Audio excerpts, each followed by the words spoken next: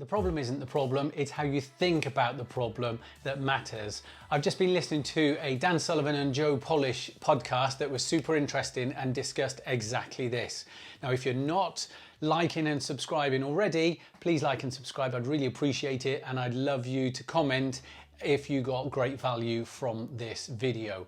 So the subject was Joe Polish moving house, and it was real first world problems actually because of the types of things that they were talking about. But yes, the concept is clear that obviously the way that you think. So Joe was thinking in his business life, he's a really successful guy and on the ball, but in his personal life, he was struggling to reconcile how he was going to do it. He's got a mastermind, Genius Network mastermind this year in September, and that's his primary focus for the year. But he's now found a property that he wants to move into, but he wants to make it just right. And he was thinking in his personal life, he has to organize all this and has to do it all for himself. But in his business life, he doesn't. So he needs to translate that, and this is exactly what him and Dan were reconciling, is he needs to translate his business life into his personal life and just make sure that he's got people that are doing those things for him. And then they report back to him, much like his business life.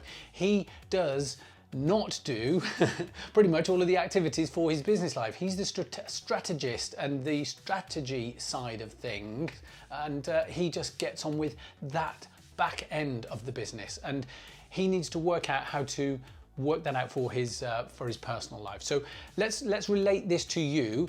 Maybe it's your work life that's really challenging you and giving you problems, or it's the lack of work at the moment due to COVID.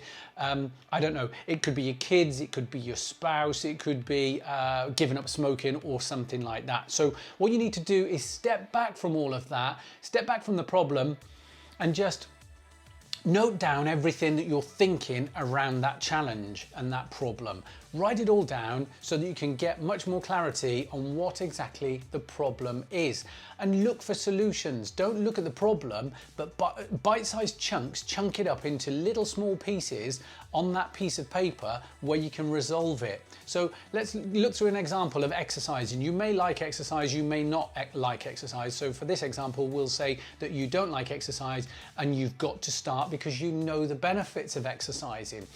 The problem is you don't actually want to, probably, but you know the benefits and the health reasons that you should. So what you've got to do is work out what's your least favorite exercise, because clearly you're not going to do that.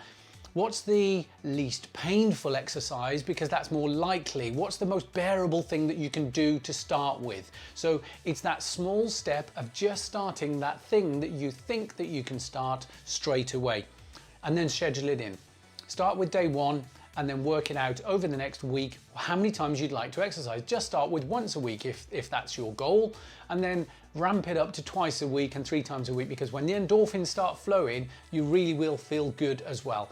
And like the old saying goes, how do you eat an elephant?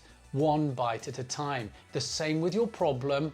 It's not the problem itself, it's how you're thinking about the problem. So resolve it by thinking differently and breaking it down into small chunks and chunking it up into those bite-sized pieces.